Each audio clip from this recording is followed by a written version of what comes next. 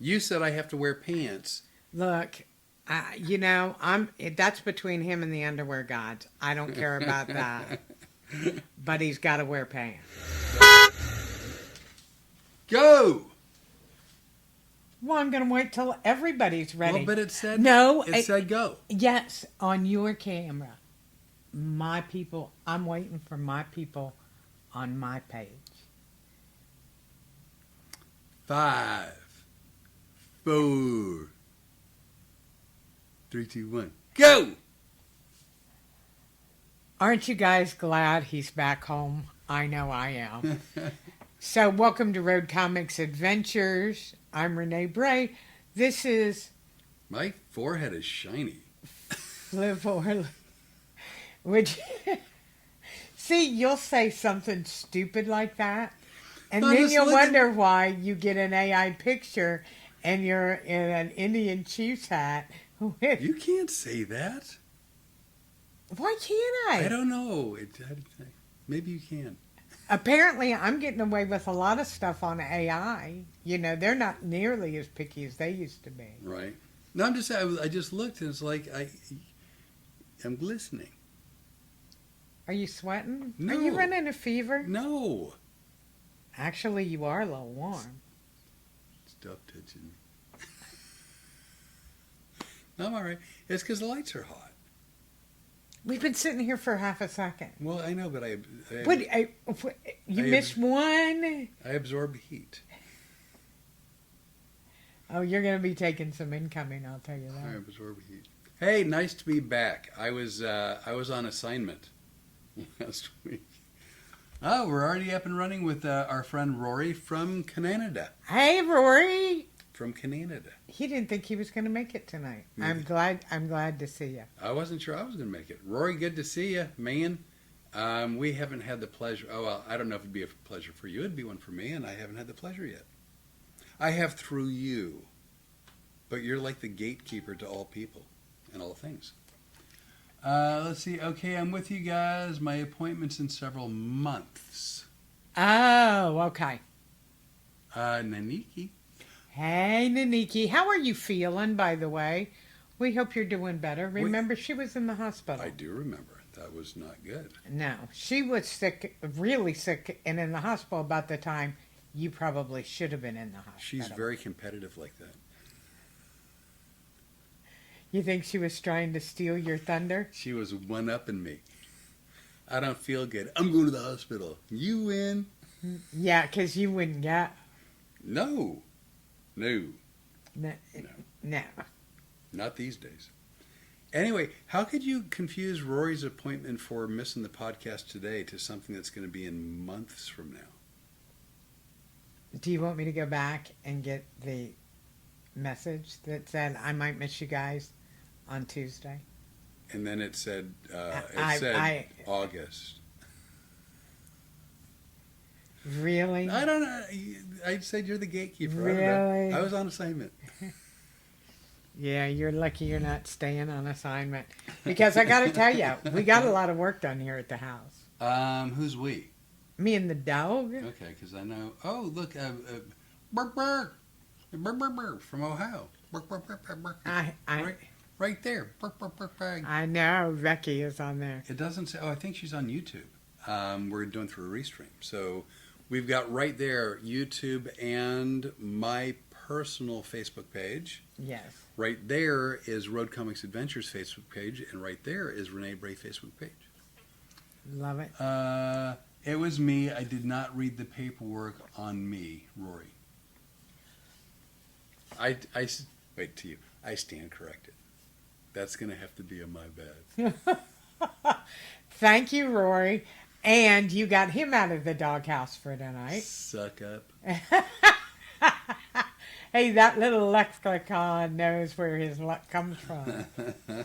Right there. So anyway, I had a very long drive to Phoenix last Monday, Tuesday, I think. Yeah, I left Monday, and then our good friend Loy. Yeah, Loy Miller. Right there. Good to see you, Loy. So I drove 400 miles last Monday, and then 1,000 miles on Tuesday, and I saved myself 50 more miles for Wednesday because I wasn't supposed to check into the hotel in Phoenix until Wednesday. So Wednesday was the easiest day, is what I'm trying to say. And then shows Thursday, Friday, Saturday, Sunday, and then I did 1,000 miles. Yeah. So no, but let me let's get to the good part. 1,000 miles on Monday, and then 400 today.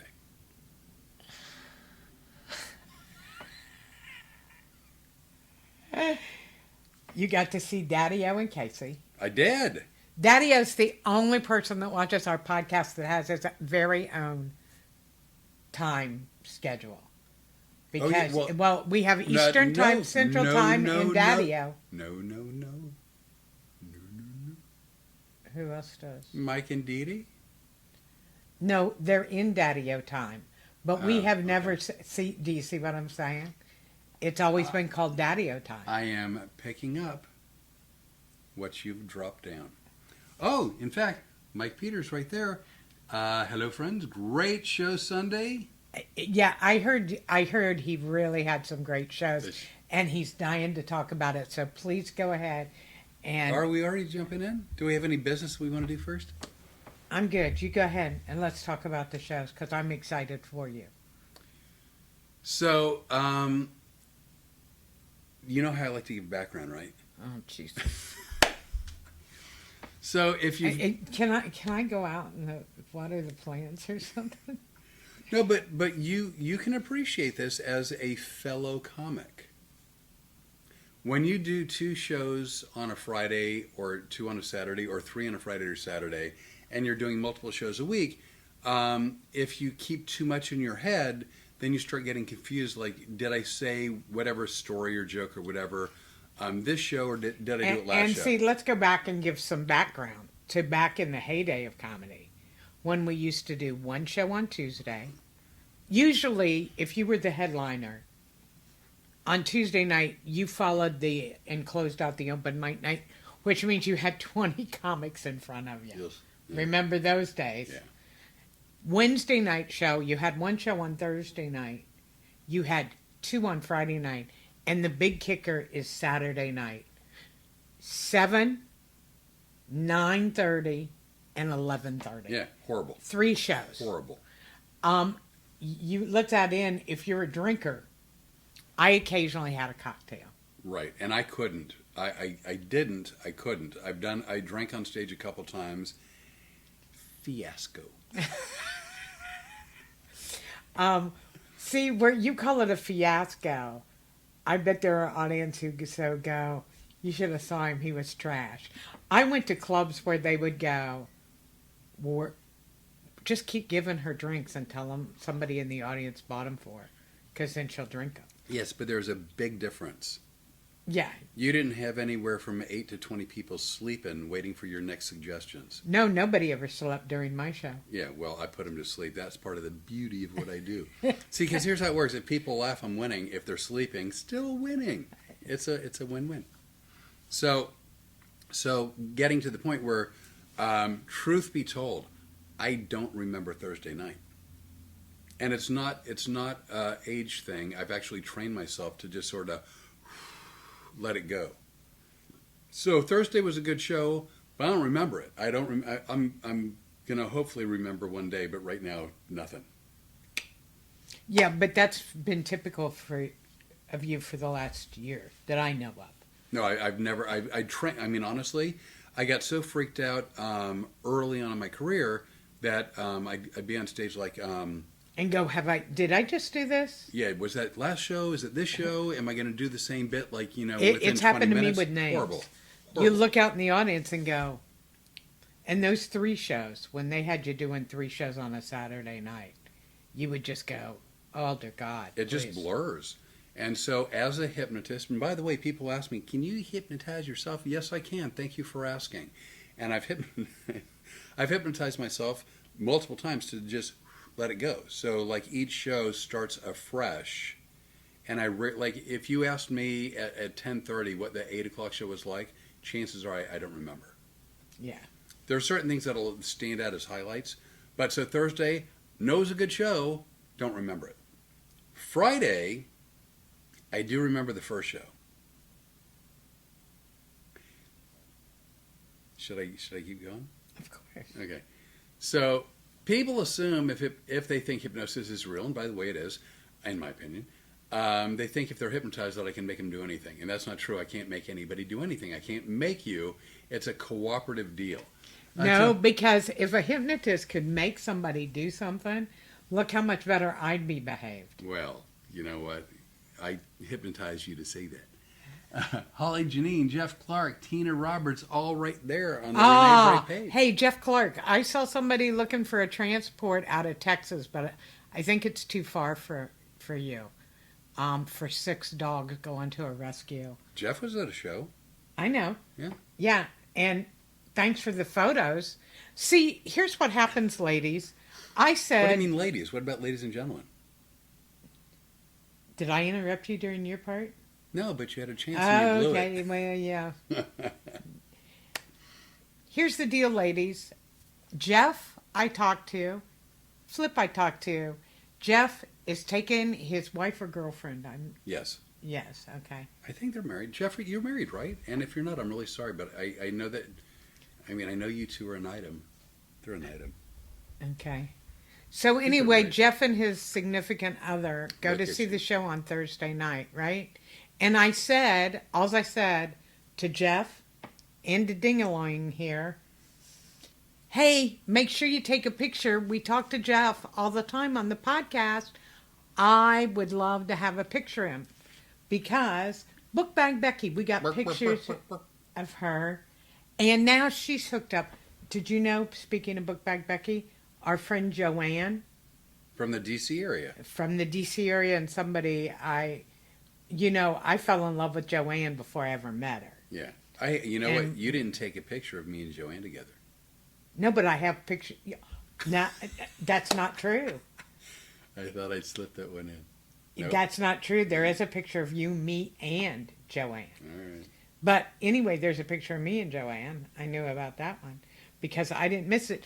But Jeff and Flip couldn't pull off one picture, and I get from Jeff, ooh, well, we were afraid we'd get kicked out of the club. Well, they have a strict policy. Yeah, and it's a good policy. I understand it.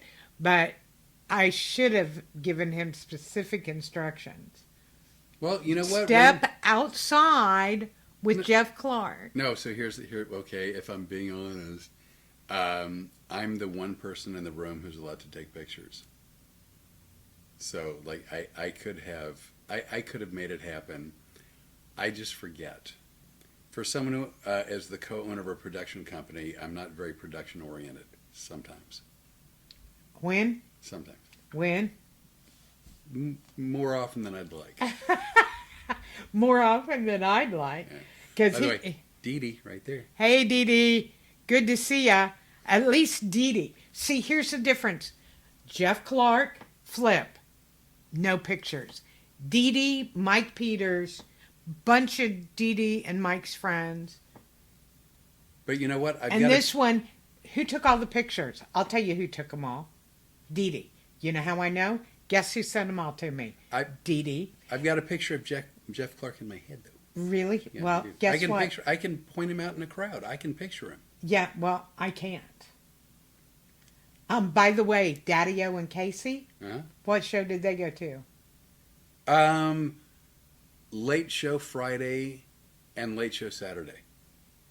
Mm-hmm. And I was the one who said, we need to take a picture because Renee will kill me if I forget. That's actually true. That's really sweet, but I know who sent me the picture. Well, I used her phone. It was Casey. Yeah. So Casey, Mrs. Daddy-O, and Dee Dee came through. Joanne's right there. And Jeff Clark said, LOL, next time. Oh, next time. If you think I'm missing Phoenix the next time, you would be incorrect. First of all, I love you, Jeff, because I follow and I know what you do. You're also one of those people. Actually, I look at Joanne. I look at Becky on here. I look at Jeff. I look at all of our people are such good people. Dee Dee and what she does for the animals. You know, all of our people are good people That's true. do a lot of things for other people. So And I just appreciate you all. I'm sorry I didn't mean to no. interrupt. And so Adam's watching Schmidt, and Jeff Clark says, "Thank you, Renee." I didn't get a thank you. You get your own individualized, personalized thank you. Much like Rory, Jeff, suck it. I have to frame the other camera better. Can I get up to do that? Which one? That one right there. Oh, do I need to do something? I didn't slide my No, chair. you didn't. No, I framed it poorly. Oh, okay. Yeah. No, I'm blaming me. Oh, and I couldn't figure out why you were going, hey, can I get up? Well, yeah, you can. When have I ever been able to take Keep what talking you or whatever. Everybody's watching, sorta. do? Well, then they get to see the wheel of excuses. Actually, Flip's trying to change the name of this. I'm not. No, Uh-huh. I'm not trying to change the name. There's a better name. There is. Don't make me call your friend Sarah. By the way, we are very professional, as you can tell. Look at me. Oh, wait. See, there you go. That's so much better. Now I'm going to take. Well, that. here's the one thing you can always count on. I have on real pants. Oh shoot! Did people see my drawers? Just be thankful he has them on. That's all I'm saying. It's not like we're at Costco or something. You're just evil, and there's no reason for it. But actually, we've decided, as you guys know, we've mentioned before, and we're not done with the Phoenix yet. We'll come back. No, we're to coming Phoenix. back. Stephen Boyer right there. Hey, Stephen. Good to see you. And Rory says, "Hi, Joanne. I am the dwarf man, Rory the gnome." And then Jeff Flip, you did drive straight through. You got back there pretty fast. Yeah, I drove. I drove to the east side from Phoenix to the east side of San Antonio on Monday, and then I finished up the drive today. And I was thrilled to see you come through the The front door. continuing Flip crotch shot. You have no idea how true that is. He talks about the hostages all the time, and I didn't want to go here, but we're going to go here. And Wait, is Renee talking about the hostages on your bingo card? Probably not. Why? Because she doesn't put things on the bingo card with her. Unless they're complimentary. What is my first rodeo? Let's see, Mary Lou Scanlon is up and running. oh, hey, Mary Lou. And Dee Dee says, spin the wheel. Spin the wheel. Well, I'm going to tell you where we're going to use it. As many of you know, because we've announced it on the podcast, we're going to continue to do comedy. Yep. We're going to continue to do production. Hell yeah. Yes. What else do we do? Oh, we book some comedians. Yeah, we're going to keep doing that. We're going to keep doing that. We're going to keep doing the podcast. We're adding a radio show. That'll be this June. I'm not sure if it's the first Friday or the second Friday in June, but it's coming up soon, quickly. It'll be audio only, and we're pretty sure it's going to be iHeart Radio. Is that correct? That's correct. Okay. It's going to be iHeart or Spotify. And I had something else too. What else are we doing? Oh, May 31st, we have our 1-year anniversary of this podcast. So that's going to be a Sunday night show. But the other thing we're moving into is public speaking. And a lot of times they call it motivational speaking. We're not here to motivate you. We're here to activate you. Did you write that? That's a good line. Yeah. I mean, it's truthful, it's honest, but yeah, that's what I call it. And that's a good here's line. why. No, it's good. Anybody that knows our story knows that we didn't speak for 35 years. With each other, we spoke for 35 years, but just individually to other people. I gotta find a partner, man. I gotta find one. No, you said we didn't speak for 35. It sounded like we had been in a commune. I'm gonna having to start drinking again. It's a good thing I live with a hypnotist because I'm gonna need a cigarette when I'm done with this. Well, I thought you wanted me to get you drunk hypnotically, because I can do that, you know. I know. Yeah, I can get Yeah. you messed up. You've done it, and we haven't even had to use hypnosis. No, that's true too. But So, no, do we you? spoke daily, just not to each other. We were out of touch with each other for 35 years. But other than that, we did talk, just not to each other. So to put the story briefly, we didn't speak for 35 years. I was booking a club who wanted somebody special, and I thought of Flip right away. That one phone call has led to life-changing transformations for me, and I think also for you. Yes.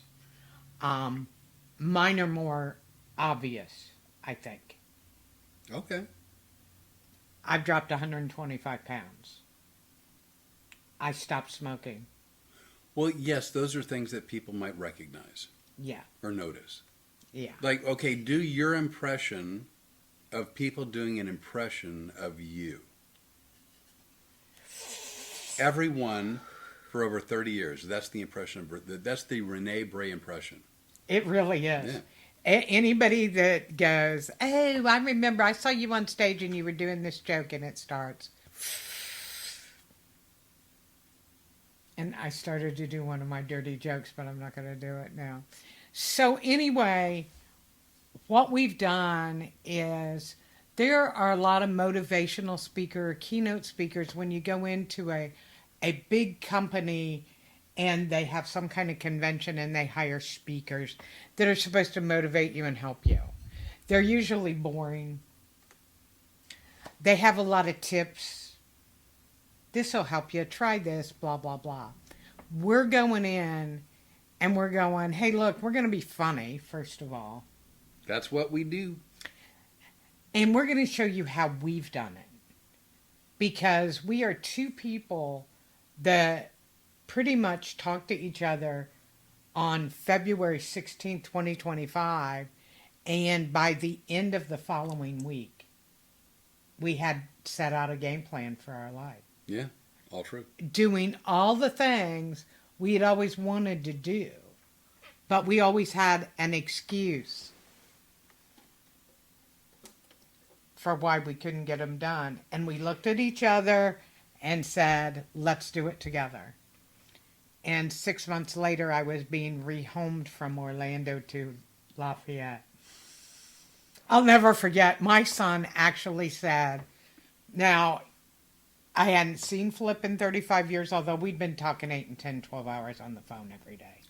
Once we started talking February 16th, it was a daily event. And multiple conversations, multiple hours per conversation, catching up, laughing about stuff. Plotting and planning. Yeah, it's been great.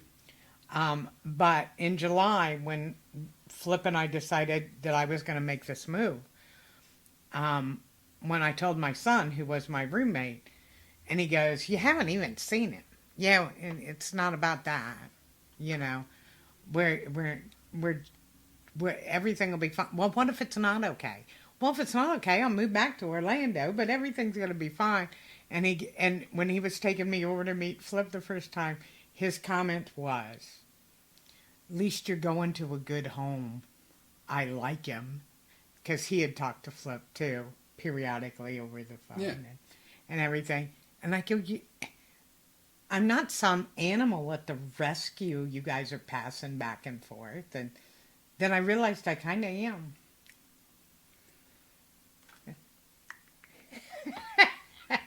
Walking away. But that's our story. That's how our story starts. And what I want most is to show people it's possible. I'd wanted to lose weight all my life. This time I decided to do it because I decided. Right. And that makes all the difference in the world. By the way, Mary Lou, I'm quoting now, congrats on the weight loss and the stopping smoking. Oh, thank you very much. Very nice. And you know what? It wasn't hard once I decided to do it. That's the thing. I mean, again, not that we want to give away like our public speaking ideas. But well, good luck trying to... Can you imagine somebody trying to do... People have tried to steal my comedy act. We know there have been other hypnotists trying to steal people your have come stuff. to my show with notepads, with cameras. People have actually emailed me to say they were stealing my bed, but they thought it was an homage and they didn't realize that they were being insulting. But whatever. That's Yeah, fine. good luck, because bigger people than you have tried to do it, and we're so screwed up. It's hard to replicate that. I just don't know how. I mean, again, because you speak from the heart and you speak off the cuff, and it's your sensibilities, your sense of humor, your observations, your intuition. Nobody else can have that. That's part of what makes you who you are. Which is exactly what you do too. Yeah. The one thing about it is you and I know each other so well, and we refer to ourselves as, we're kind of like puzzle pieces that go together.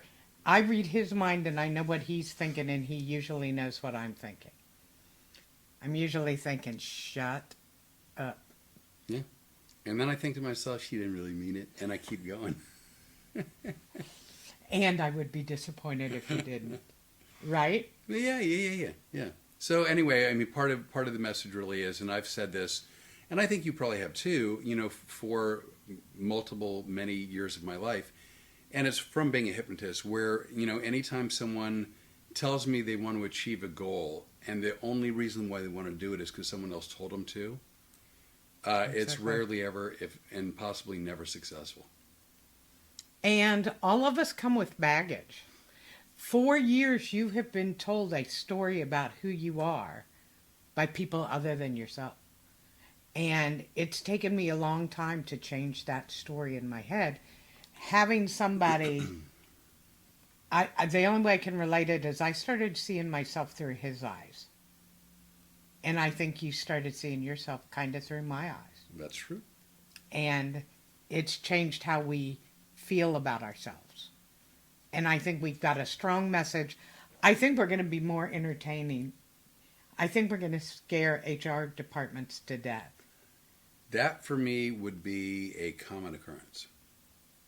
I am not known as HR friendly. I mean, I can be, sort of. You have to wear pants. I'm out.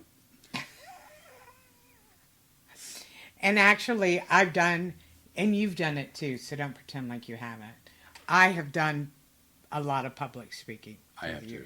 Yeah. Claude. Oh, Johnson. Claude, we'll see you in August, my friend. He's going to come to the show in Dade City with our buddy Bash. Oh my gosh, we had such a good time in Dade City. That'd be Florida. We did Road Comics Adventures there. And we're doing Road Comics Adventures there again. Yeah, we had a good time. They were actually the first ones that said, please come back. Yeah. And we go, what is wrong with you people? And they go, we're in Dade City. Pat Bash, just a lovely, wonderful gentleman. Really like him. He is a great guy. I've known Bash almost as long as I've known you. And he called through the years. Yep. And that's why you're with me, because you get tired of him. You're getting better at this. You're coming along because you're waiting for these speaking gigs, aren't you? I thought that was a lovely response. A retort. So anyway, we're going to take the wheel of excuses. Whee! And I don't know what episode that was, but that's one of my favorite ones. Well, it was after you got here. So And I'm it was guessing before it was, episode. It was August or September, because it was just before we went on that first trip. Oh, that's right, it was. Yeah. And the first trip was September 13th, I believe. See, Stephen Boyer is on crack. Because he said right there, he goes, and underwear. You said I have to wear pants. Look, that's between him and the underwear gods. I don't care about that. But he's got to wear pants.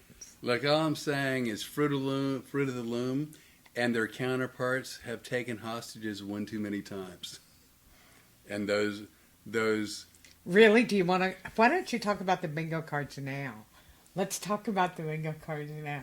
You were pretty anxious to talk about those. No, but those. you started with the hostages. I was leaving You seem alone. to have that finger pointed. I'm at just me. saying, like, pants is something that everybody would notice, like he's wearing pants or he's not. But like underwear, you can only guess. I know. Don't make me bring it out. You know what I'm thinking of? I know exactly what you're thinking of. Remember, we're puzzle pieces. I can read your mind. So I'm just, Stephen, I mean, you're only cracking that, like, that's not mandatory. That's optional. Just saying.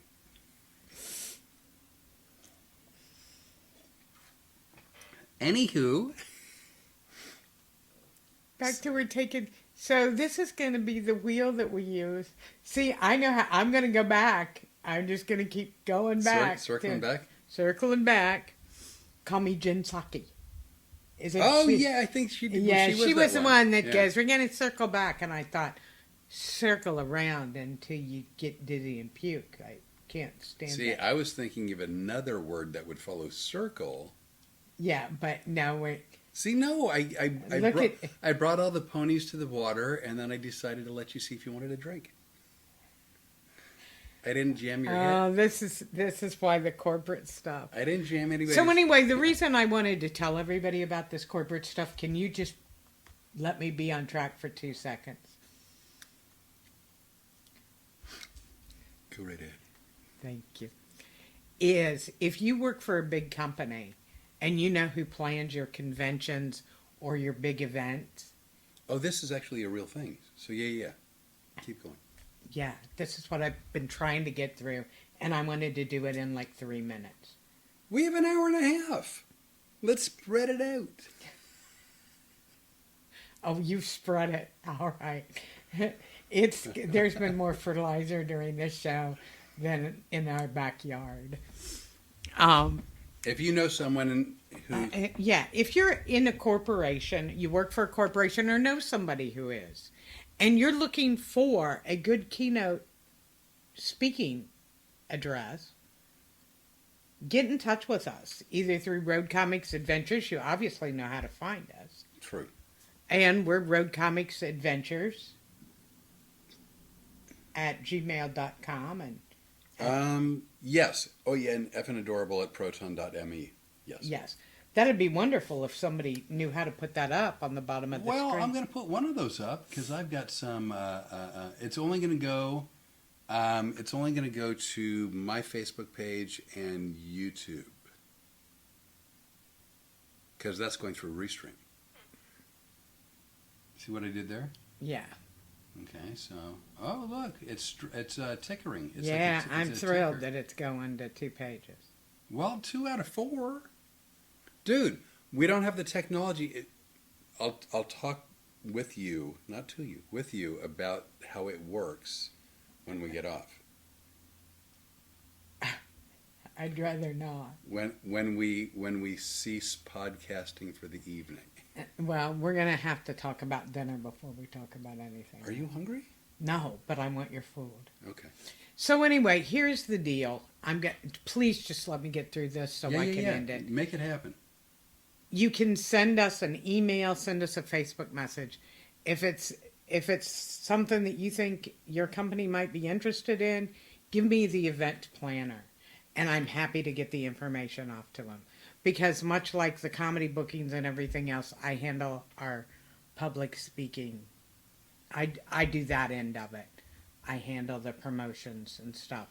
He does all the hard stuff because he's got to develop everything. But we would love to do it, and we think we're pretty different. I've gotten tired of watching some of these corporate events that people look like they'd rather be anywhere else but there. You know, they can be pretty boring and long.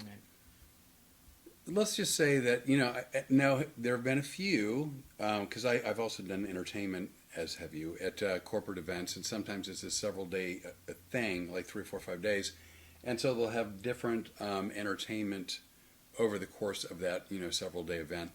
And there have been, like, maybe in 40 years, a handful, like 4 or 5 times, where they said to me, oh my gosh, we had a speaker here, yesterday, and they were amazing.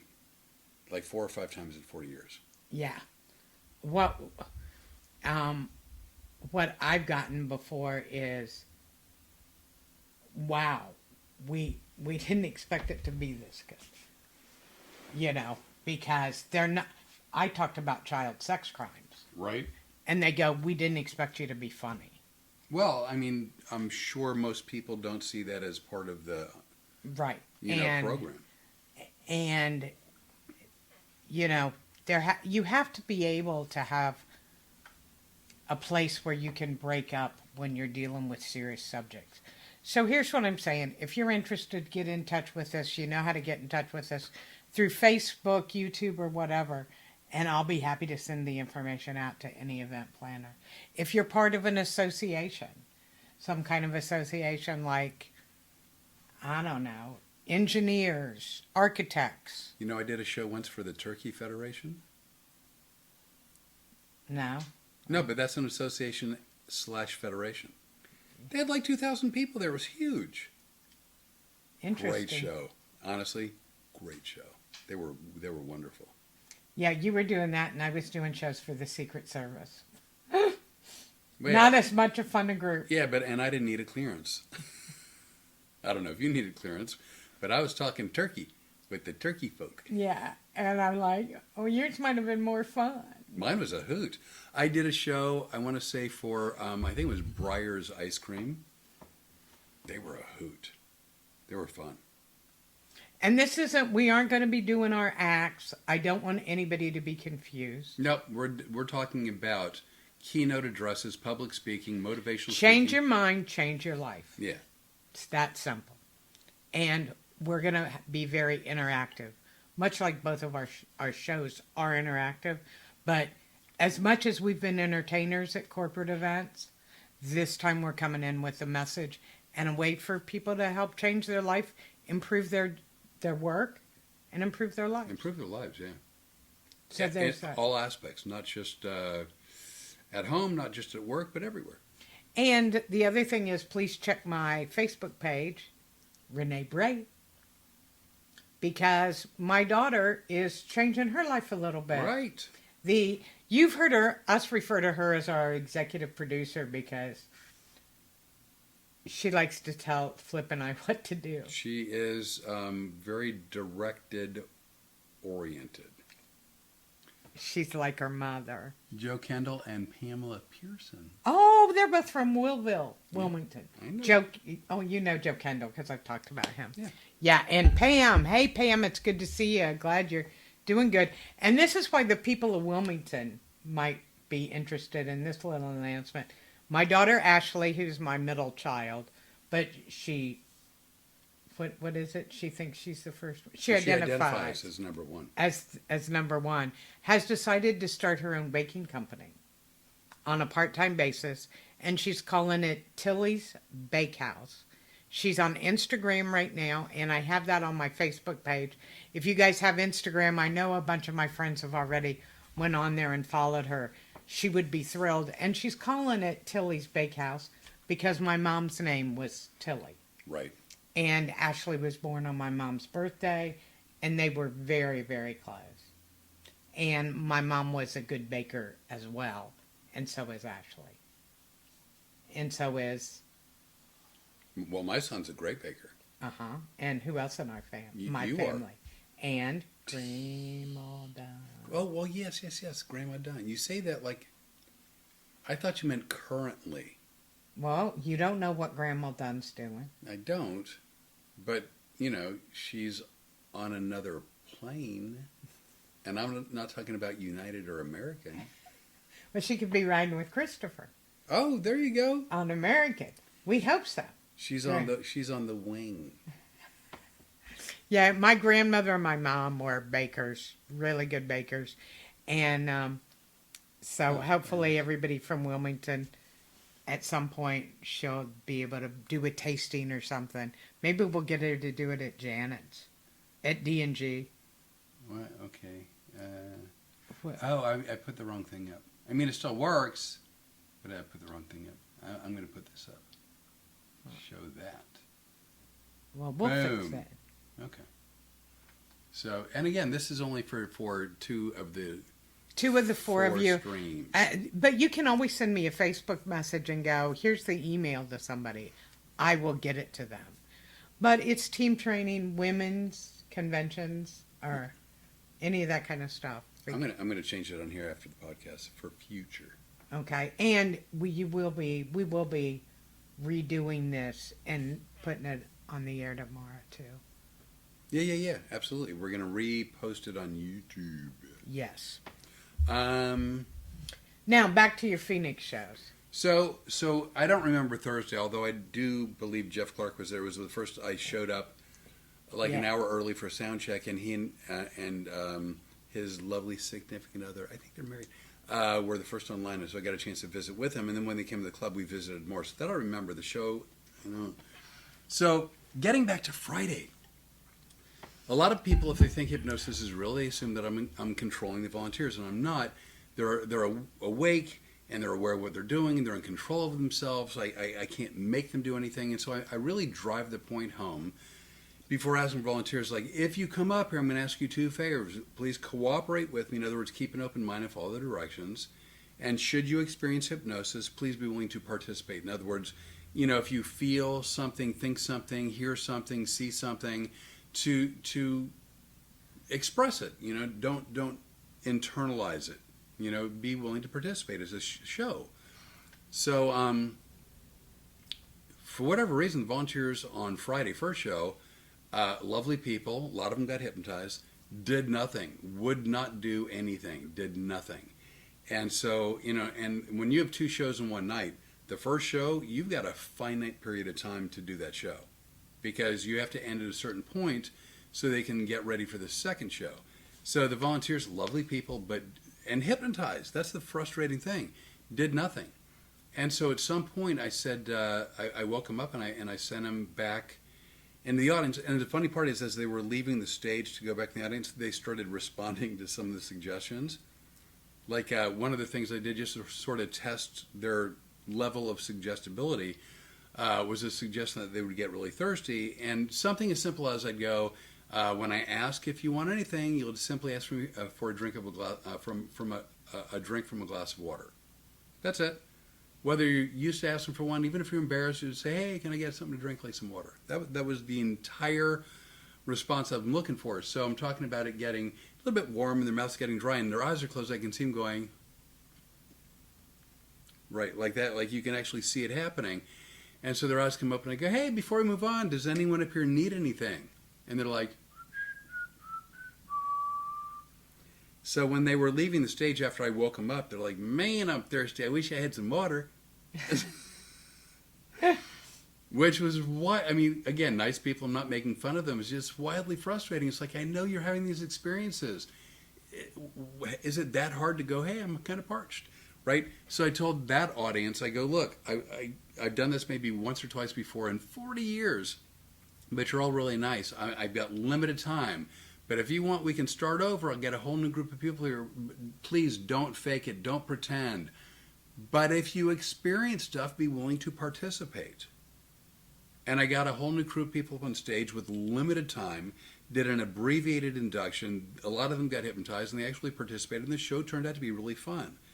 But I used that. I don't even told you this. I used that for the rest of the weekend. I told that story before asking volunteers every night. And I go, and just so you know, and you bored them into I go, under no circumstances, just so you all know, under no circumstances am I doing a second induction tonight. So you either get it right or the show's over. I'm not doing it a second time. And just so, in case anybody wonders, that's a line that he's used for years. What's he going to do? Bore him into hypnosis? Because I love your show. No, you've been nothing but complimentary, and I know you love my show, and it's a fun show. The thing of it is, like, I've remembered it for 35 years. There's so much setup. By the time I actually get ready to start, the audience look in a fun way, but they look a little bit glazed over, and so I kind of poke fun at them. And I go, you're all looking up here like you're thinking, so does he bore them into hypnosis? Which is one of those lines that Rene has found amusing. Yes. So the first show Friday was fun, but took some work. The second show was wildly fun, but I don't remember much about it. Saturday, both shows, wonderful. In fact, Saturday, both shows were some of the best shows I've had 2026, and I think probably 2025 and 2026. Sunday night,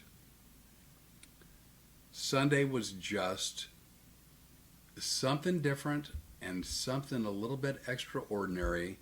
And I would say Sunday was, for me, one of my favorite shows in maybe the last decade.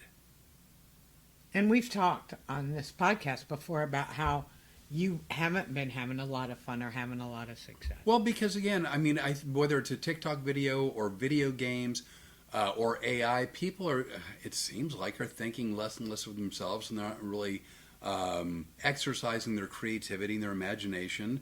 And so it's been more of a struggle to get people to be really big and fun and interactive and creative. And they get there, but not quite to the degree that they did a decade ago. Yeah, so, well, it was great, and I'm glad Phoenix went well for you. I really am. As much as I missed meeting everybody, Storm and I sat at home, and thank God we were here because we had a lot of rain. Oh, I mean, right, it rained the whole time we were gone, or you were gone, and we were here. So, you know. So before I get volunteers on stage, right? Mm-hmm. Sunday night. Mike reminded me in one of his comments right now. So I get volunteers on stage. Hadn't started the hypnosis. If you haven't seen my show before, what I normally do is I go, hey, now that you're up here, you're going to be on stage with me for a long time potentially. So I've got to talk to the audience a little bit and give them some explanation. If you want to use the restroom before we get started, feel free to do that, and then we'll get started once you come back. So everybody on stage has the opportunity to use the restroom before we get started.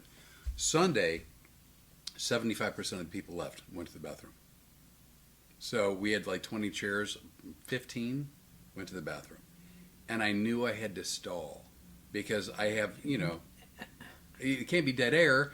And so I wanted the stuff to talk about. So there was a woman on stage who did not go to use the restroom, and she had a knee brace on. And she had made some comments to me, so I went and sat down next to her and I have the microphone. And I go, I'm going to ask you a personal question, and you don't have to answer. But, are you okay? And she's like, yeah, I'm all right. I go, what happened to your knee?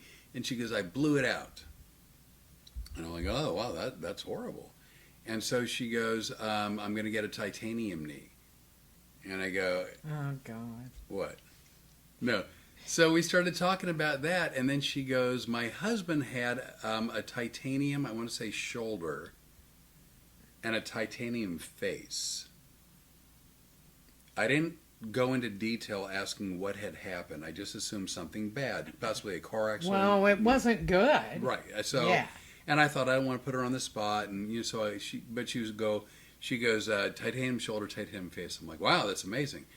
And I don't know how we got there, but she goes, and did you know this? Because I did not. When you get a titanium body part as a replacement, knee, hip, shoulder, whatever, it's on loan. Did you know that? Mm-hmm. Oh, see, I didn't.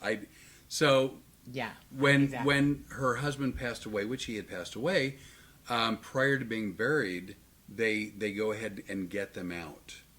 And I don't know if they reuse them or melt them. I don't know what they do, but it's on loan. You don't get to keep them. And she was heartbroken because she had asked them for his titanium parts. And they said no. And they go, why do you want them? This is all on the microphone, not hypnosis, just me talking to someone while waiting for volunteers to come back from the restroom. And she proceeded, and you know how I clean things up nicely. Let's see if we can do it one more time. She wanted them fashioned into something that looked like a Zeppelin. So that she and her husband could be close, even though he had passed on. Close physically. Mike, I'll kill you myself. I will kill you myself. You should have seen the audience. Like 300 people in the audience are sitting there listening to the story, and all of a sudden she goes, I wanted a Zeppelin. She didn't call it a Zeppelin, right? She goes, I want a Zeppelin. And the audience was like 300 people. And then busted out laughing. And at that moment, between her and just her being sort of open and fun and the audience, it's like, I know this is going to be a good show. And it turned out to be even better than I expected. Well, I'm really happy. Come on. You didn't see Zeppelin coming, did you? No. No, I did not. Oh, Mary Lou, I've seen you twice in Pittsburgh quite a while back, and those shows were hysterical. I love them so much. Thank you very much. And Stephen Boreal also had a very nice thing to say about the show, which I appreciate. And I appreciate too. I'm your manager. Well, and friend and partner and all kinds of stuff. But I actually, I think I'm getting some video from some of the shows in Phoenix this last weekend, and if possible, if I can find a clip or two, I might post a couple clips. That'll be great. Yeah. That'll be really great. I'm hoping to start doing some of our videos, or some of my videos. I've been experimenting with skincare, the all natural. Yeah. We need to start doing that. Yeah. I wanted to wait until this trip. You've done pretty good. I think you need a couple of days to rest up. We also have some surprises coming up for our May 31st show, for our anniversary show. We do. That's approximately 5 days from today. It's 1 year anniversary of our first podcast. Which was funny because until we went on the air that night, I did not realize that was the first time we were going to see each other. Oh, yeah. That's true. Because we both went, oh, hey, how you doing? Blah, blah, blah. And all of a sudden we went, hey. Yeah, because from February, we talked every day, but I don't like video chatting, and like on an iPhone it'd be FaceTime. What's it called on Androids? Or does it have a name? Look who you're asking. The Android. I got Flip. The Android equivalent of FaceTime, but I've done it. I don't love doing it, so we never did it. Well, I wouldn't send you a picture. What does that tell you? Did you think the video phone was going to work out? Well, since I don't like it, it's not like I ever made that offer. Like, hey, what do you think about doing or whatever? Like, that never happened. Wait, just... And hell, the first 7 or 8 podcasts, you looked like you're in the witness relocation program. I had a hard time deciding. When I tell you I made a huge life change, I did. I went from living a life out loud as a comedian, right, for 30 years, to going into almost 4 years of total isolation. And it wasn't because I had any mental health issue. Well, I got mental health issues, but... Well, she says that tongue-in-cheek, just to be very clear. Yeah. It's a comedian's comment. It's not like it's not a cry for help. And now, if I was crying for help, the last person I'd have picked on the planet's the crazier one than me. Oh, my God. Flock of seagulls. Flock of seagulls. But I was in a witness relocation in a way because I got tired of dealing with people. I just got really sick and tired of people. And I go, the way to stay out of prison is for me to stay in the house and not talk to people.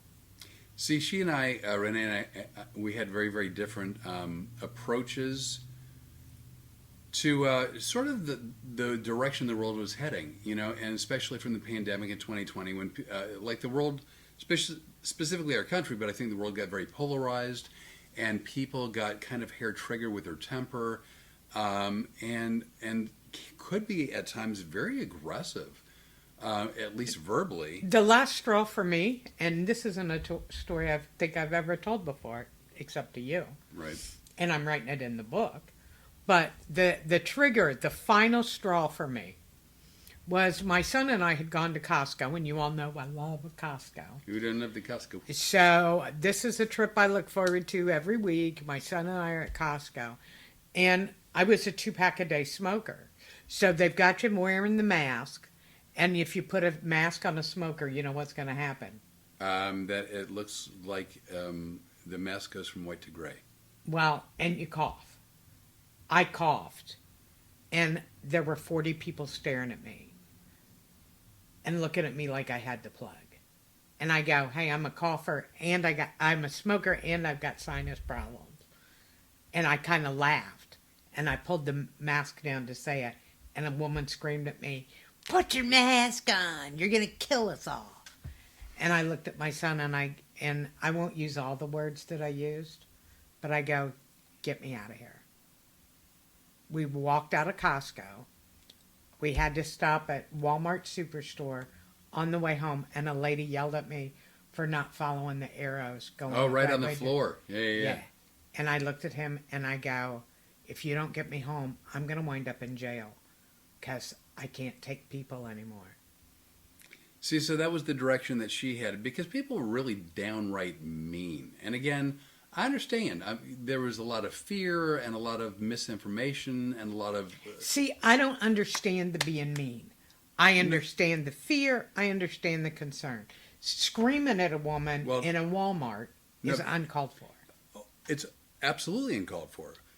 However, and I'm not making excuses for her, and she and he were absolutely wrong, but a lot of it, when people are afraid of something, they overreact. And whether they meant to be mean or not, it was fear-based, which, whatever. A lot of it, and I'm not telling you what to believe or not to believe, and I don't know what you think was right or not right. Some of it did not make sense to me. And so, for instance, if they're going to allow everyone to be in the store and they're selling it like if you go north on aisles 1, 3, 5, 7, and 9, but south on aisles 2, 4, 6, 8, and 10, that's somehow going to make people safer. Like it doesn't meet the smell test. It's just ridiculous, So if there's 10 people on an aisle and they're all heading in one direction, they're suddenly safer than if they're kind of going back and forth. I'm sorry. So it annoyed you when people were ugly. It tickled the hell out of me, and I made fun of people. Yeah. I don't remember why I started telling this. I'm not sure what I was saying. Even if we don't remember why, it's such a good story. Oh, because you were talking about you had locked down for 4 years, and this is the trigger that led to it. Yeah. Oh, and that's why in the podcast, I had lived my life really out loud as a comic. Right. Publicity is everything. Not only that, I worked with victims of child sexual assault and their families. I was on the news every week in Orlando, all over the state of Florida, actually, for many, many years. I lived a public life. And when I retired, I wanted to retire, and I wanted people to leave me alone. Right. And so I disappeared. That's why a lot of you will go, hey, we haven't seen you on social media. That's because I deactivated all of my social media for over 5 years until we got together. When we decided to do the podcast, which was my idea originally. Yeah, you were dying to do a podcast. I wanted to do a podcast with somebody, and I said, I may not do it in person. I may do it as a caricature or something. Right. Like, what is it called? Not a meme, a GIF? No. I know that. Avatar. Avatar, yeah. And so, the thing of it was, it just took me a while to go, hey, I don't like the person that I've become locked up. I'm bitter. I'm angry. I don't like who this is. I'm not looking forward to anything in the future. That was what changed with us, because all of the things we had wanted to do with our careers that we hadn't been able to do, we go, well, why don't we do them now? Yeah. You want to do it? And when I said something about doing production, he started talking about a show that he had worked on that was his pilot. And he goes, yeah, I really love doing it, and I wanted to do it some more, but we really didn't know how to go about it, and we didn't have anybody to fight for us. And we go, we got nothing to lose. Yeah, at this point. By the way, Joanne made some very poignant point about like walking in certain directions in grocery stores. She said, and I'm quoting now, that's not how air works. Well, once again, I don't want to get into it because I don't know. That's not true. I do know what some people's views are, and they're very different from mine. And they're okay, because I want everybody to have whatever view they want to have. But if you're going to yell at me in Costco, I'm a lot better now than I was then. I tried to avoid conflict. I'm not like that so much anymore, am I? Conflict can be fun. I mean, I don't seek it out, but I'm not afraid of it. But yeah, I mean, No, but I mean, if you yelled at me in Costco now, you're going to get a whole different person than those people got. Kim Milf Hawkins. Who is? Kim Corseeden, That's correct. my good friend. Let's see, Stephen Boyer, I absolutely adore y'all. I'm so glad you started a podcast and landed my feed. Very Oh, nice. that's very sweet of you. So I'm pretty happy about it too, actually. I was in a restaurant in Phoenix, and I sneezed. And I just so you know, I sneezed because I have horrible allergies. And so I sneezed, and the entire restaurant looked at me like I was E.F. Hutton, but like the devil's version of E.F. Hutton. Well, that's what I felt like in Costco. And I will tell you this about most entertainers, and if you don't know this, this is how you know somebody's really an entertainer. The really good ones do not want to be the center of attention unless they're working. Yeah, no, I don't. Here's a funny thing. When we go into a comedy club, and Flip and I both went into comedy clubs as the headliner, right? Which is the main guy. We're the one with the most experience. We're the last one you're going to see, or in your case, the only one most of the time. Right. So once you achieve that, I don't have to prove anything to anybody. I've already proved it. So I go in, I sit down, I have a cup of coffee. Other comics will come up and introduce themselves, and here's how I know whether they're going to be funny or not. If the guy comes up and tells me how funny he's going to be, Ooh, kiss of death. or he does his material to me while I'm sitting there, he's not funny. And if he's trying to be all hee, hoo, hey, ha, while he's sitting with me, I have no desire to watch his set or his show because he's not going to be funny. So for people like us who don't want to be the center of attention, a whole grocery store or restaurant or just an aisle of people that will stop and stare at us was enough to send me into my house for 4 years. Well, so like I legit, as you know, I have horrible allergies, and so when everybody in the restaurant literally they dropped their utensils, and you could hear the chairs like as they like would turn to look at me. And I thought, well, I've got a few options. Like I could sit there and cower and be embarrassed or very apologetic, or I could leave. Like I could do any number of things. So instead I stood up and I go, hey, I've got allergies. I wasn't breastfed. And nobody knew what to do with it. And then I sat down and I continued eating. But as soon as I go, I wasn't breastfed, they're like, wait, what? And it completely, I don't want to say diffused the situation, and it's not like I stood up. Laughter does diffuse. And by the way, I do have allergies, and I wasn't breastfed, so it was both humor and accurate. Well, It's and a you're twofer. talking, well, here's what's funny. It's a two-banger. You talk about child sex crimes during your act? Yeah, I'm pretty good at diffusing. Yeah, you have to. If sometimes the situation is just one that it's better if you can go down back to zero. But it's not like I stood up, took a mask off, and then like projectiles sneezed at people, right? No, but I mean, I literally, was eating, and then I like did the Dracula thing where you're like down, and it was one of those like you're talking to the woman that coughed in Costco. I went, and you would have thought I was spreading the plague single-handedly, and I might as well have been. And again, never mind. I almost said something. And then Nikki wrote, she was an essential worker, and it was a scary time. And you're 100% right, 100% right. My son, believe it or not, worked for Roku at the time. They considered him an essential worker. Right. Yeah. No, I believe that. And he was required to go out and work at his stores and things and everything. Here was the thing for me. Is right before all of this happened,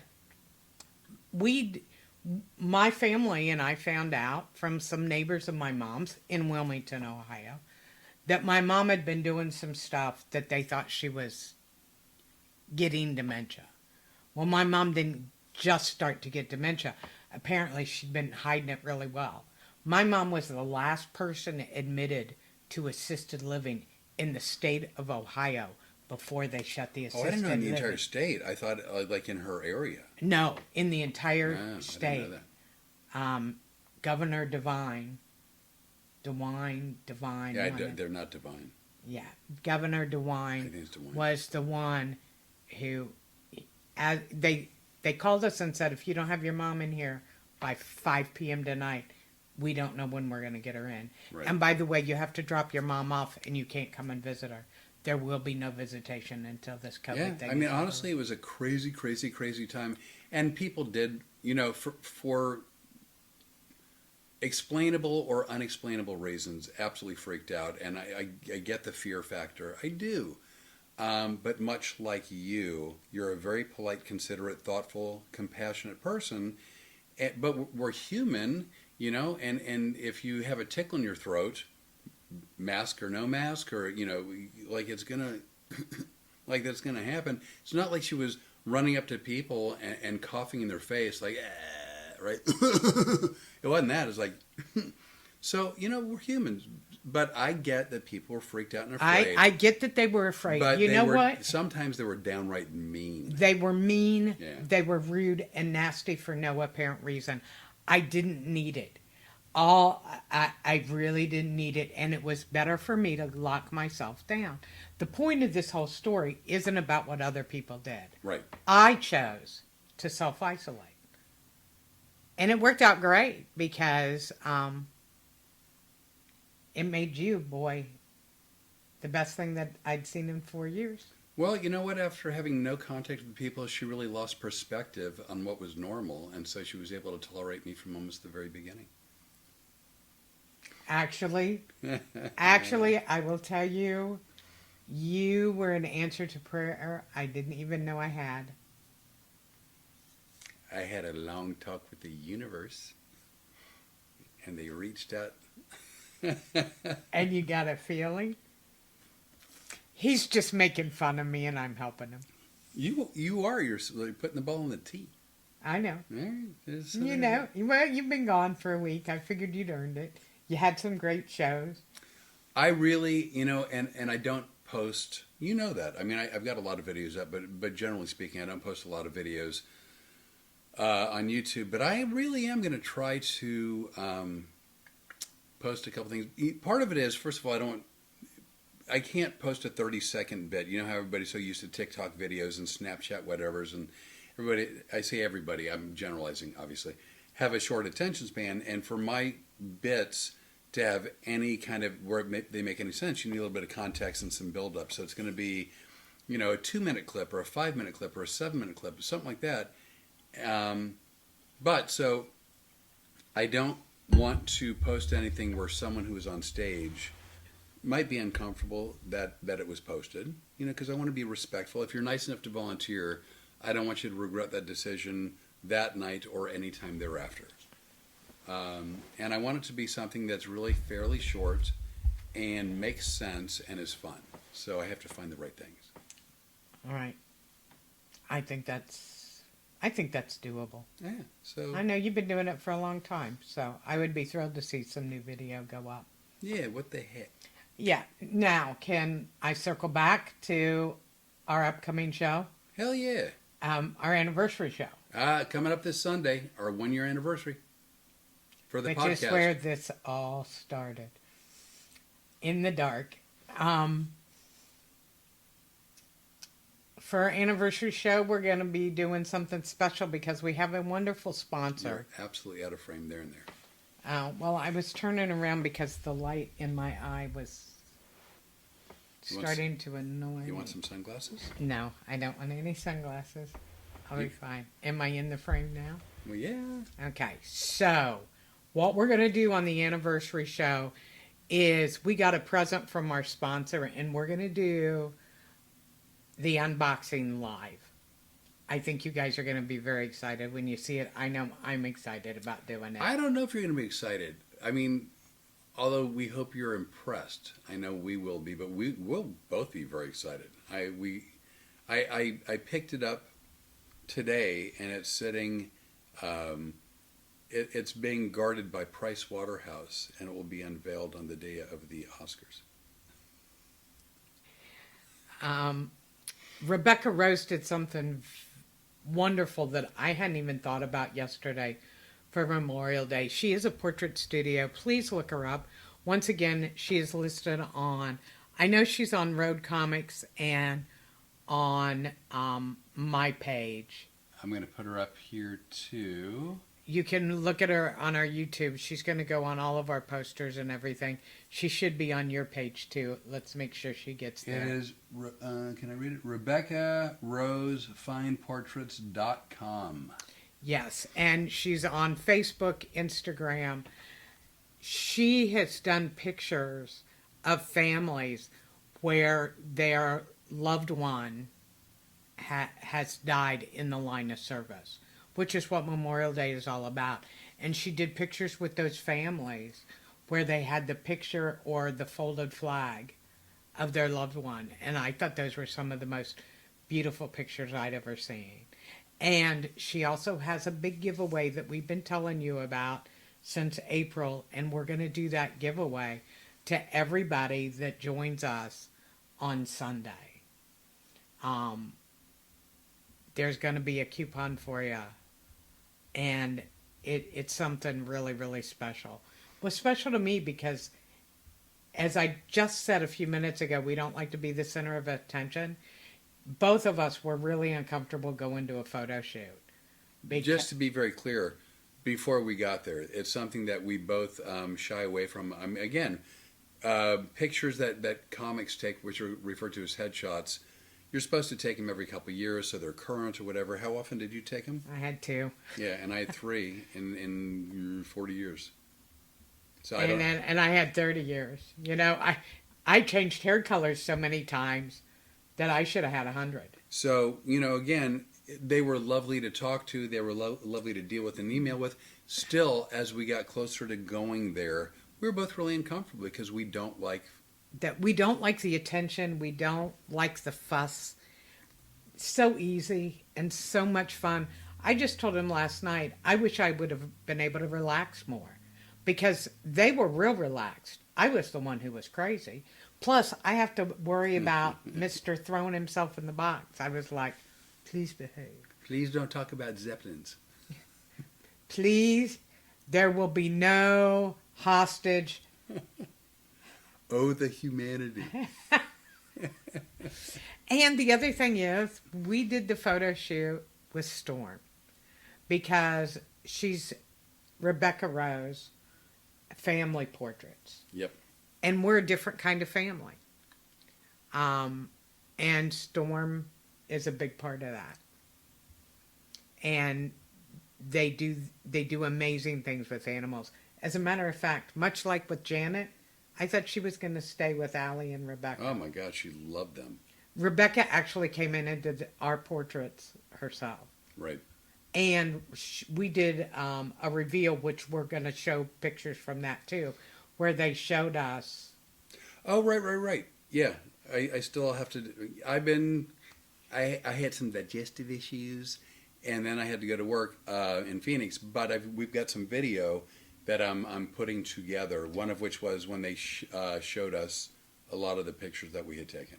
Yeah, and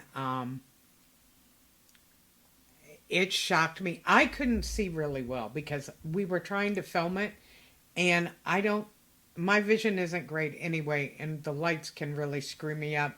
And we were looking at them on a computer screen, and I hadn't been totally honest with Allie and let her know how bad my vision was, which we would have done it differently had she known. But I know that at one point you go, Rene, these photos are stunning. And I use the word stunning because they were stunning. That's really sweet. They just were. And so I'm looking forward to seeing the finished product that is killing me knowing it's over there. But we're going to wait. We want to do something. You guys were with us for the anniversary of our first phone call. Oh, yeah. Yep. I remember that. I had to think for a second. I've been driving for 2 days. I'm very, very sharp and very dull at the same time. I'm making it work. And we wanted to do something. The podcast was a dream come true for me. I went from 2011. Remember I told you I found some articles I'd saved from 2011 about how to do podcasts. Oh, right, yeah. And it wasn't until 2025 when I found a good partner. And that also brings me up to the other thing. But wait, there's more. Adorably inappropriate. That'd be starting Fridays in June. Yes. And I would like to thank Daddy-O.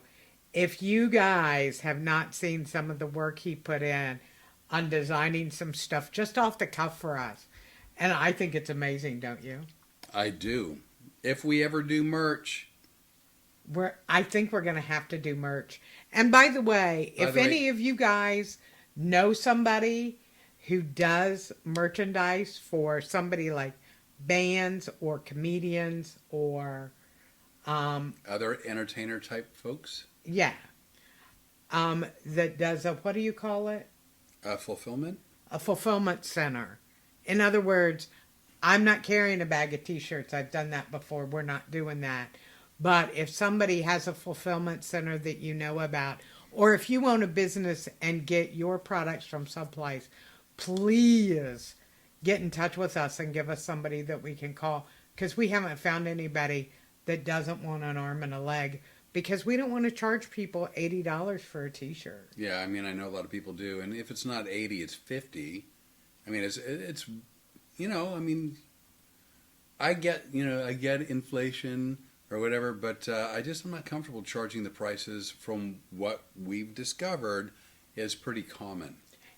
And then let's go ahead and talk about, we got some meat to cook that we're going to do videos. Oh, from Joanne. Joanne. Yes, we do. Joanne has keyed me in on something that I found interesting, because you had shown me some news articles about ticks and how dangerous they could be. I knew a lot about Lyme disease, but Joanne has taught us a lot about alpha-gal. That comes from the Lone Star tick, which evidently is a new-ish, I mean, not this year, it's been around, I guess, for a while, but a newish kind of an issue that arises from a tick bite. That makes you allergic to mammal meat. And when I say allergic, this is death allergic. Yeah, and again, it can be airborne. You could be at a barbecue and breathe it in. You could eat like a burger and literally... It can't be in your makeup. 6, 8, 10 hours later, you could end up with anaphylactic shock. I mean, it's not immediate. It could be hours later. So, if you have alpha-gal, you are relegated to, I'm thinking, poultry, ostrich, soy, emu. She sent us ostrich, meat, emu, duck. And combinations, because with emu and ostrich, it's fairly fat-free or low-fat, so you need something, a little bit of fat in there, so a lot of it's mixed with duck. Which goes great with our diet. Yep. So I'm really anxious to see what you do with this. And it came from, Joanne got it and sent it to us, and we greatly appreciate it, from Amarillo Hills. Yep, all natural emu meat, ostrich meat, and duck meat. Yeah, I have this out because I read it all the time. They are, by the way, in North Carolina. Ashland City, Tennessee, which is just like North Carolina. But, and they're also Church Road in Liberty, North Carolina. They've got 2 locations, evidently. You knew one, I knew the other. Maybe that's the way we should do it from here on in. Where, wait, you go to North Carolina, go to Tennessee? No, where we separate, divide and conquer, like you said on that video. The twins. No. No, not the twins. No, that was lift and separate. Wrong twins. Not divide. Wrong twins. If you lift and separate your twins up that high that Playtex did, you're going to be screaming for help. Well, I could be part of it. I could be part of a tabernacle choir. Yeah. And the other thing is, Joanne, bless her heart, who has not only helped out our friend Bookbag Becky. Joanne, that was so kind and so generous. And, really, truly. And I got to tell you, Becky was overwhelmed and thrilled. And know very you know grateful. that. Very grateful, yeah. It's funny. because this is what we had kind of hoped for with our community page. Right. That because Flip's people that are now our people. By the way, we don't divide you up anymore. We don't lift and separate. See what I did there? I saw it. I know. That's a callback. But you're all of our people now. And I look at the people as you guys come up and it'll say, so-and-so just joined. Lovely people. All of you have a beautiful story. You know, Holly Janine, I love her. She takes care of all these animals. Yep. Jeff transports animals that need to go to rescues. Dee Dee and Mike. Dee Dee is trying to save the animals that are on death row in Arizona that are put to death for no reason. Well, space. Come to find out, space is a lot of times an excuse for Is we it? don't want to spend the money. Is that true?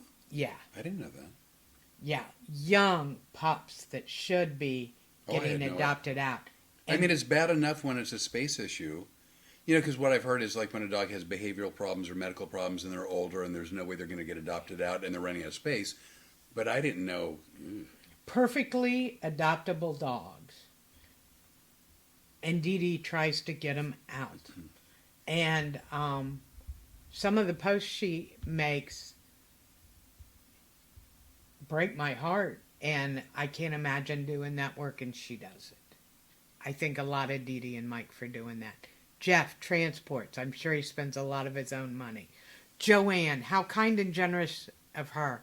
She doesn't know Becky from Adam. But yet You she mean wanted... the chef? Sorry. She went and helped somebody. Becky spends her own money. She spends her Social Security check. Yeah, no, that's crazy what she does. And the fact that Joanne helped her really warms my heart a lot. This is why I wanted to have a podcast, was for stuff like this. Right. Yes, I enjoy being funny. But most of all, that kind of stuff helps. The fact that so many of you pray for my friend, Steve Eric, Eric. Brian Hamilton, Dion Moore. Yep. That means a lot to them. And the fact that you all have hooked up and become friends is a big deal to me. It really is. Well, to me too. And I sometimes say inappropriate things because that's how I deal with stuff, but it means a lot to me too. I know. I know you do. It's all right. I just have to give you the look. And then I just let. No, see, here's where you blew it. Because if you knew what was on the bingo card, one of the bingo cards says, Rene gives Flip the mom look. See, you don't even pay attention. I didn't get a bingo card. You didn't send them to me. I don't send them to anybody. They're on Facebook. They're on Oh. Instagram. Oh, the stuff you don't check. I don't get on social media as much as I used to, not as much as I should. I know that. And why don't you? I don't like social media. And what's the other reason? You do it. Is that the right answer? That's the right answer. I mean, I love interacting with. I mean, everyone here. I do. I love interacting. Yeah, But you know. But it took you a while to adjust to the podcast life because we don't see anybody. I've spent my entire entertainment career. Well, that's not true. I was going to say on a live stage, and that's not 100% true because I've done maybe not as much as you, but I've done a lot of radio. And that took some getting used to because, again, there's no instant gratification. That's the cool thing about being on stage is you live and die by every joke. So from one moment to the next, you kind of get a sense for how you're You doing. either know you're sucking or you're not. Right. It's pretty easy to tell. So if you're on doing radio, like I just did radio in Phoenix with some of my absolute favorite people on KUPD, and I don't know, you did listen, right? Right. We were 30 seconds in, and I forgot I was on the radio. We were just like a couple guys just laughing and having a good time. I forgot we were on the air. So like it didn't even matter to me to some degree if it was well received. I hoped it was, but we were just laughing. But yeah, so radio is different, podcast is a lot different. It takes, for me, a lot of getting used to. Because I've been on stage. We've been doing this almost a year, and he will still say, I'll say, oh, that was a great show. And he'll go, do you think? By the way, and this, don't respond. I'm not looking for, either insults or pats on the back or anything in between. But every Tuesday we're done, and she'll ask me the same question. What'd you think? And I'm like, I had fun. I mean, I like talking to you. That was fun. Was it a good show? I have no idea. I have no idea how well received it is or isn't. I don't know. Well, but I had fun. You know what's funny is coming down to even the name of our podcast. What's wrong? Nothing. Oh, I thought I jerked your chair or something. Glad you said chair. This is why we don't have nice. Every word in the sentence matters.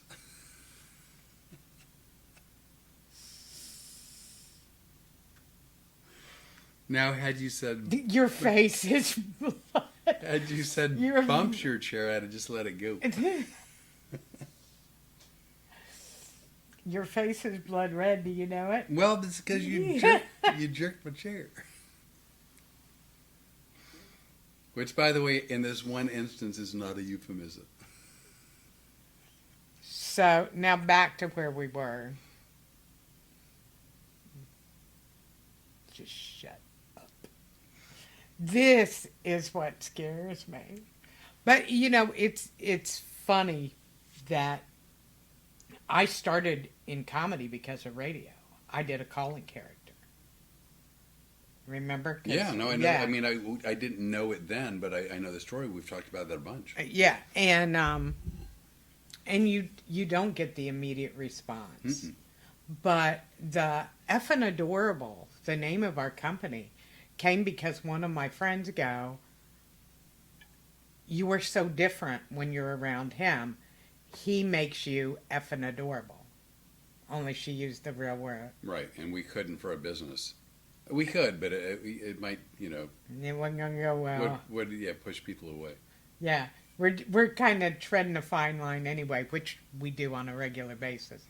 But we called our production company, and it's the umbrella company, effing adorable, because I do like what you bring out in me. You bring out the softer side.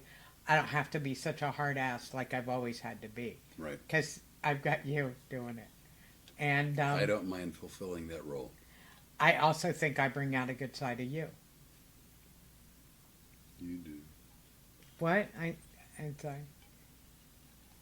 Hey, how about them Dodgers? Are there even Dodgers anymore? I don't know. I don't follow sports. I genuinely don't follow. I used to be a huge sports guy. I don't follow sports anymore. Wait a second. You do follow sports. No, I follow sports. You follow the only one that matters. I follow sports through you that you've introduced me to. Which is? Which is the Ohio State University football team. And they're probably at football. They're getting ready to go to camp. No, they're not going to go to camp for another month. You don't think so? I don't know. Why would you go to camp for a couple, 2-3 weeks, and then take the next 2 months off before, Because then they go into weight training and stuff.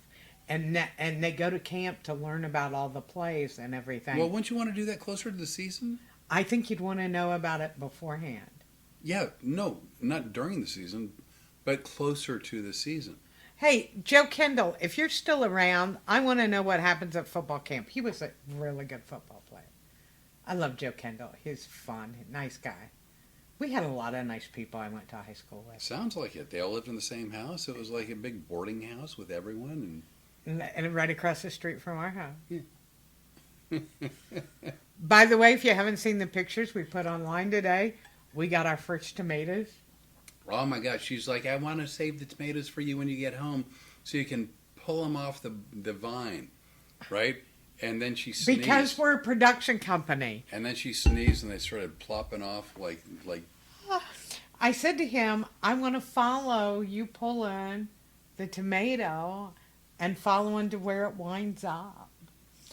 And by the way, not the very end of the trail, the midway portion. Lord help me. Somebody please. Well, sometimes you talk in vagaries. No, everybody else is clear. You're the only one. No, when you say where it ends You're up. so special in that helmet wearing sort of way.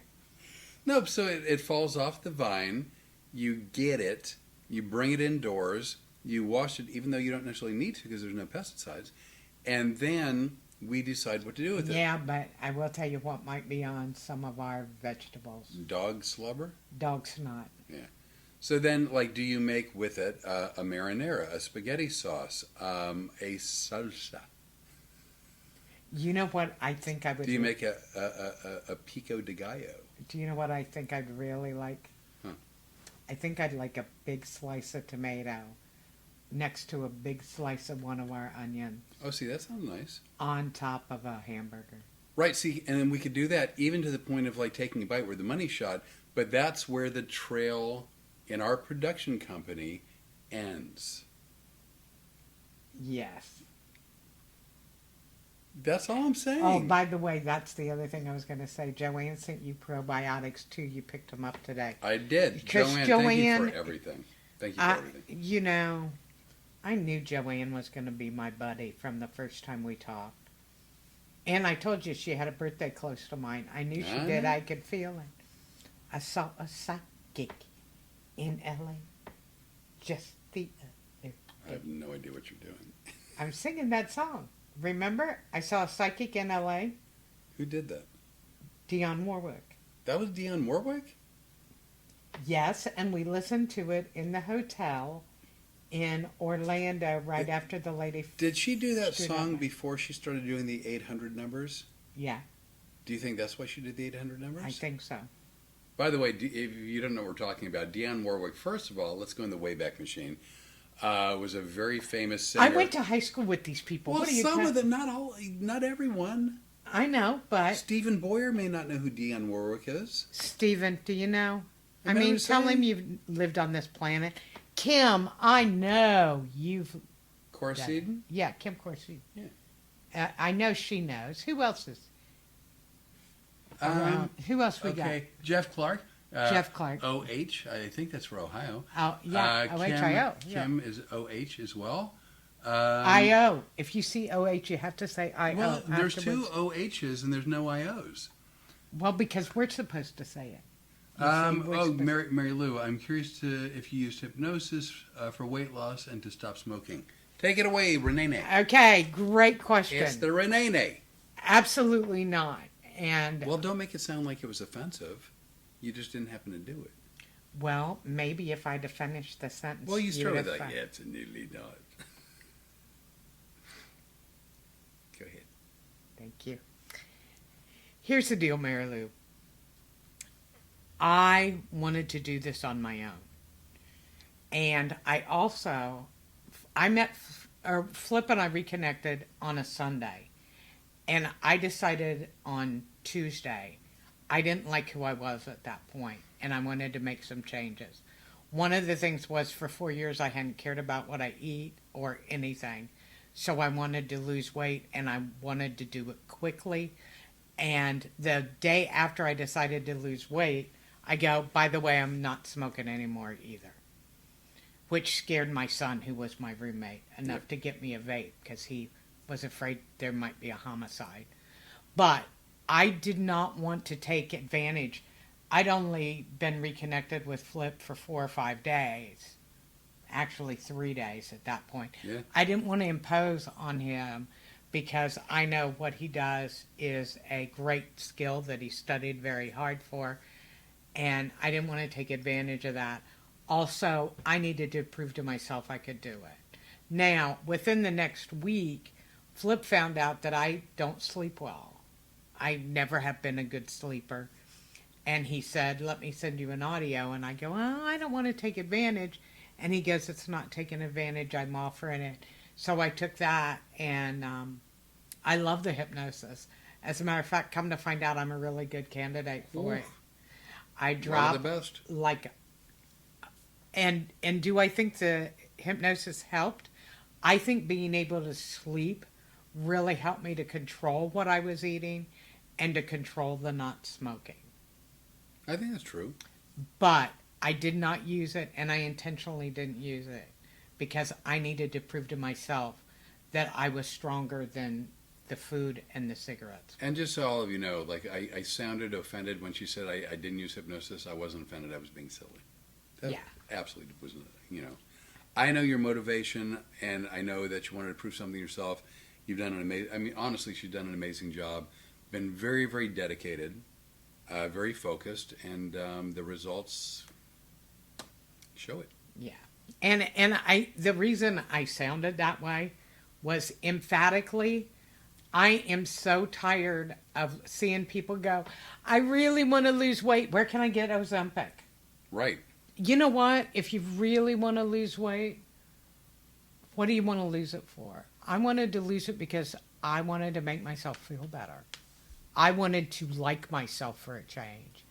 And I needed to do this for myself. And one of the reasons I hesitated about moving here at first was because, first of all, we knew he was the cook. And I like cooking. he's a very good cook. But I was not, I was only halfway through with what I wanted to lose. And I wasn't willing to go off the diet. I did no sugar, low carbohydrate. And when I say low carbohydrate, when I got here, I was eating basically, About 10 grams? oh, I wasn't even close to 10 grams. I bumped it up to 10 when I got here. Right. 10 grams of carbohydrate was a chicken breast and maybe 3 or 4 hard-boiled eggs a day. And that's what I ate from the middle of February to when I got here in July. And the first time he made spaghetti sauce for me, I went, that looks amazing. Yeah, I mean, at that time, I think when dinner rolled around, she forced herself to have spaghetti sauce, and I was shocked how much. Because was the bowl overflowing? Really close. She did 1/8 a small bowl. 1/8. About that much. No pasta. About this much around, and about that tall, that deep.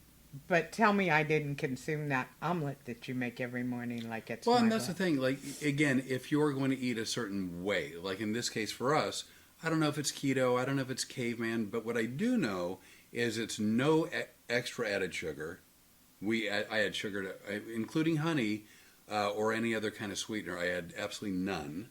It's Okay. very low carb, and then it's protein and fat. And the carbs we have are like broccoli. And again, our garden, we're going to have Broccoli, cucumbers, tomatoes, onions, tomatoes, onions, things yeah. of nature. Cantaloupe. So she has, and I'm speaking about you like you're not here, but you are. She has increased her portion size to that of what would be a normal human being.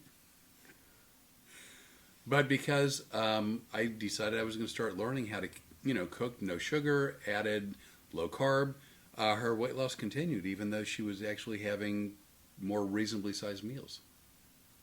So Yeah. you've done well. But the reason I go absolutely not to the hypnosis, I'm tired of everybody looking for an easy way out. How many times has somebody said, I'd really love to lose weight. Can Flip do anything to help me? Well, yeah. Well, if you really want to lose the weight. Well, I want to lose it, but I don't want to change the way I eat. Yeah, there's always the but. I want to, but. Spin the wheel. Yeah. Why can't you achieve your goals? I talk about it on stage. I had a lady come up to me and she goes, and she didn't ask like, would it be possible, or can I schedule an appointment with you? She goes, make me lose 30 pounds. I want you to hypnotize me, make me lose 30 pounds. Oh, but I'm not going to diet or exercise. And I'm like, well, so you want hypnosis to make weight loss possible? She's like, yeah. I go, but you're telling me right now that you're not going to change anything, any lifestyle, any decisions, any habits. You're not going to change anything that would actually help you with your weight loss. And she's like, just do the hypnosis. Well, I'm sorry, that's not how it works. Yeah, and it's funny. I'm just tired of people looking for shortcuts, and he was kind of worried at first, because he'd go, well, what are you eating? Oh, I had half of a hard-boiled egg today, and I looked at a chicken breast for lunch. Yeah, she would pick up a hard-boiled egg, and she'd go put some salt on there, and she'd go, I'm so full. And I explained to him, I know how my mind works. I know how I work. If I don't see some rapid results, I will quit doing this. Yeah. So I'm doing it, and I had done low carb before, but I could never stick to it. But I've never stuck to it because everybody always goes, "Oh, come on, eat this, eat that." As soon as I got here, he went, I think you were going to fix the rice and beans. Not rice and yeah, was it Yeah, black beans? I think yeah. black beans and rice. And yeah, because you overboiled it for Twice. the second time. Yeah. Hey, fun fact: if you let a big old pot of black beans boil over and it gets into your tile with grout, you have lovely black bean colored grout. Until the steam cleaner comes. Ooh, that's a joy. That was rough. Yeah. But he goes, "Now, are you going to eat this?" And I go, "I'm going to taste it, but I'm not eating it." Did you remember that? Yeah. I mean, so there's some things And you said, "But these are good carbohydrates." And I go, "Yes, but..." And then when we figured it out, I ate like an eighth of a bowl. I could get by with it, and it was really good. Really good. But he goes, "You're not comfortable, are you?" And I go, "No." No, so I've gone for like chili. I used to do beans and chili, and that's no longer a And thing. do you know how much I appreciate that? I'm happy to. You could have sabotaged me. No. Someone else could have sabotaged you. That's just not who I am. That would not happen. I know. But so like I used to make red beans and rice. I haven't made that in a while. And why haven't you? Because not only do I not eat it. Well, no, I have gone to I was going to say similar. I've gone to an exact same diet. And that's the other thing you said, people say it's not easy. Actually, once you make up your mind and you're doing it for the right reasons, it's easier than people think. It's really easy for me now. I can't imagine going back to the other way. Look how I'm actually down half my body weight right now. And I said to him one day, I go, "Look at my wrists." I mean, I've never seen the wrist bones, honestly. And I go, "I can do this with my wrist. I've never done that before." I said, "I think I'm where I want to be." Yeah, which is amazing. And I said, "I'm shocked, and I don't think I want to lose any more weight." And you would think the people say, now you start adding a few extra carbohydrates and see where you can get to. For maintenance. For maintenance. Mm-hmm. I just can't do it because it's just not in my thought process anymore. And the thing of it is, like, again, if you start taking things out like sugar and carbs, a lot of people think you're going to suffer. Like, oh, it's so hard and there's nothing good to eat. If you figure out, like, the proteins you want and you add in certain carbs, again, vegetables, fruits, and spices and herbs, like, have you suffered at all, food-wise? No. It's been, the meals are great. They're satisfying. They're delicious. Well, they're delicious when you make them because he came in from, like he said, he drove 1,200? 1,400. 1,400 miles. 2 days. 2 days this week, 2 days last week. It's a lot of miles. And he said, "I'm really hungry. I think I'm going to make some eggs." And I go, "Would you like for me to make them for you?" Because I could tell how tired he was. And he went, "No, I'm good. I'm really good." Because one time while he was sick, I made him eggs. And I said, "How were they bad?" And he goes, "No, they did the trick." They did their job. I needed nourishment, and they did not disappoint. Because I'm a Midwest girl. I cook Ohio, and you cook like whatever Well, they it'd be do. somewhere between Southwest, which is I'm originally from Phoenix, and Cajun. Yeah. Lots of flavor. But one thing, too, is I use natural skin remedies for a lot of reasons, one of which I like to tan, and I like to be really dark. And I found out if you want to be really tan and dark, you use coconut oil and cocoa butter.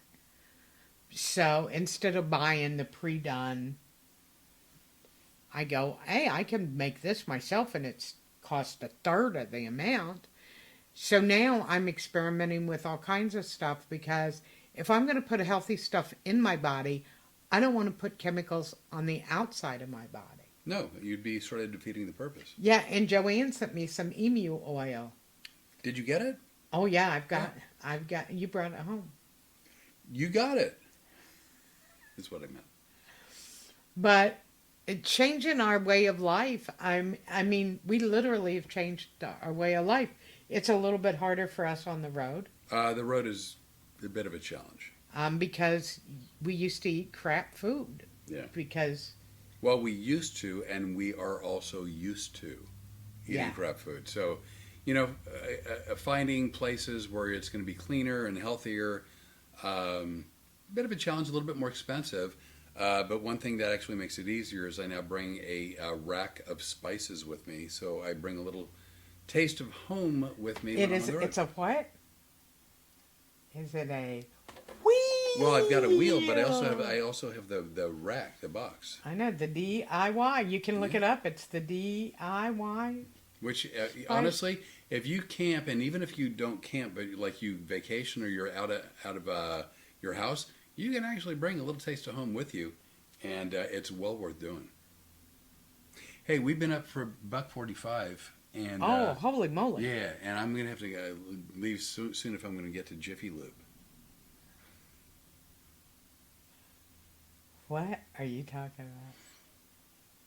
Jiffy Lube.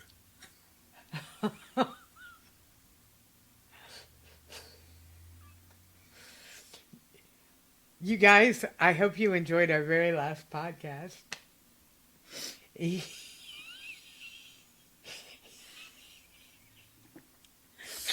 will be doing it from someplace far, far away. All of a sudden, Phoenix isn't far enough. May you find a Love's truck stop where they have a big spa that you can enjoy. And there you go. There you And oh, Rod. Hi, guys. hey, Rod. Good to see you. And Rod, I'm feeling better, and my digestion's back on track, and we should get together soon, if you're up for it. you know what I suggest, Rod? You wait a week and tell him to cook something with his garden food. And if you're up for it, we have some emu and ostrich we might be cooking. Do with some. Actually, I'd kind of like it if you guys went out and did something, because then you can drop me off, and I might be able to get my hair cut. Oh, we can do that. While you guys go eat, I'll go get my hair cut. We can do that. I'm in, man. Rod, we don't have to have a conversation on a podcast. I will get a hold of you or get a hold of me using the old-fashioned method, like text or call. Do you hear my stomach? I do hear your stomach. Anyway. We are going to get out of here. You guys have... It's off to Jiffy Lube. He's just being mean now. So anyway, I've had a lot of fun with you guys tonight. I appreciate all of you. I can't always read the names because it's far away, and I have airplane lights shining into my face. I try to do it. Oh, James Klein. Jim Klein, I went to high school with him too. Really cool guy. I did too. Do you have a Jim Klein? No. Because I have a Jeff Clark. Yeah. But I didn't go to high school with either Jeff Clarks. And I really didn't go to school with Jim Klein. Jim Klein's a great guy. And I think he lives in Colorado now. Does he know Russ? Yes, he knows Russell Outerback. I grew up in a town of 10,000 people. We all know everybody. All right. We lived in the same street. I have not met... does he go by James or Jim? Jim. Well, Okay. he might go by James now. So I have not met him. I didn't meet Russ. I haven't met... Jimmy... Oh, no, you met Jimmy Met Leonard. Jimmy Leonard. Met Tim Custis. Oh, yeah, Tim Custis. Yeah. Tim Custis was great. Delightful. Oh. Loved Becky. And are And- entranced by Janet Schultz. And those leather thigh-high wearing bustier dog training Dominatrix. Oh, we're never going to make it in the speaking industry. Nobody in their right mind is going to hire us. But if you know people that aren't in their right Hey, mind, just so you know, I can reel it in if I'm speaking to a group. here's the deal. We really would like to help people. Yeah. And you know what? I'll just say this before you screw it up. So try to zip it. Mm. I have never been happier in my life than I've been in the last year and a half. Well, me too. And I will say something, but it's not going to screw it up. You've been helping people your entire life. That's really sweet. And I've been helping people my entire life. And now what we're doing is we're combining our compassion, our heart, our interest in helping, and our skill sets together. And you know what? People learn better and they accept it better if it's funny. Yeah.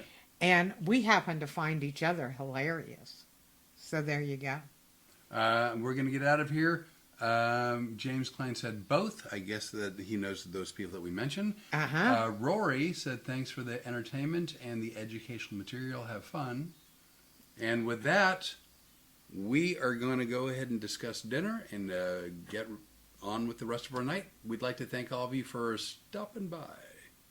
Yeah, we had a great time with you. And we will look for you Sunday night, 7 p.m. Eastern, 6 o'clock Central, and 4 o'clock 4 Daddy-O. o'clock 4 o'clock Daddy-O time. Daddy-O time. That's this Sunday, the 31st. It's our 1-year anniversary show. And Sunday. you might want to catch that one because we're not sure there's going to be a number 2. Somebody could be wind up buried in the backyard. Well, put me near the crops because I could be good fertilizer. Well, you're full of fertilizer, I think. So, you know what I say? We're out, out, bitches. bitches. All right, this always takes a...